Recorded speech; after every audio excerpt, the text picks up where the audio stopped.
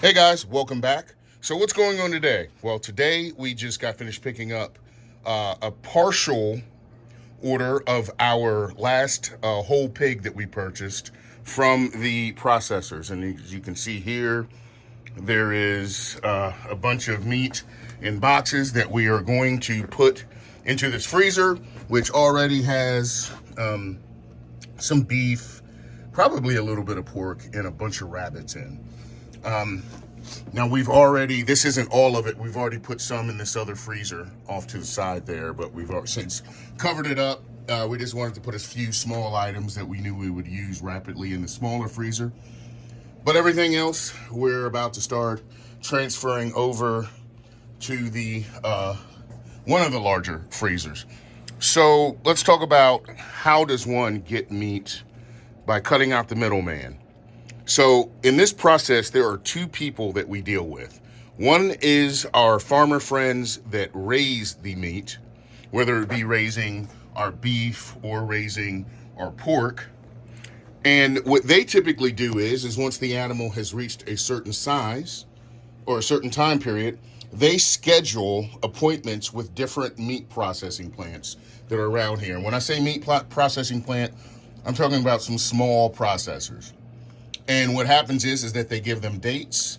Once they have those dates, our growers will take the meat to the processors for us. And then the processors from that point get in contact with us directly, or we get in contact with them directly to order the different types of cut that we want. And normally you're able to get some specific types of cut for your meat. You know, they may ask you, do you want beef bone-in chuck? Or in our case, do you want spare ribs?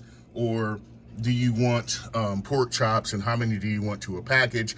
How thick do you want them sliced? So all of that goes on with the processor. So what that means is that we pay two people. The first person that we pay is the grower for growing our animal.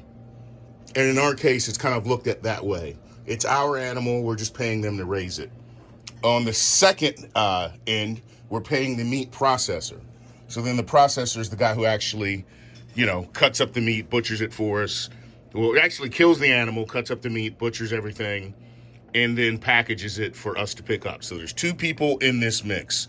I can tell you that also, when it comes to pork, some things are cured, like your bacon, your ham. So we have to wait probably another month before we go pick that up. So this isn't the completion of the order. We still have hams, and we still have, bacon and jowl meat and all kinds of other things that are typically cured that take a little while longer. But this is what they consider the fresh portion.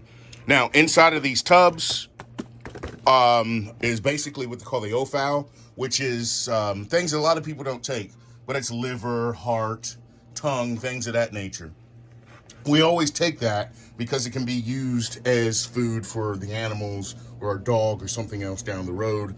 If ever need be, we have that. So it's, kind of our practice to take everything that we can and then find a use for those things, as opposed to just leaving them at the processor, because they're going to sell them anyway. They're going to figure out a use for them. They use everything that they can. All right, so that's pretty much the process. We go through two people. One of them, the grower, the second person, the processor. And we go from there. Now, does it save you any money? First off, you have to look at the quality. We're not talking apples and oranges or apples and apples here, because the quality of this pork is far superior to the quality of mass-produced, large-scale factory farming pork.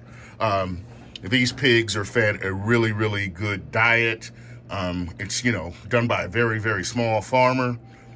Same thing with our beef. This is Coriani beef, and it is grass-fed, and basically pasture-raised and grain-finished. So the quality is a lot higher. However, I think we looked it up to where pork was on average between $6 and $7 a pound in the United States.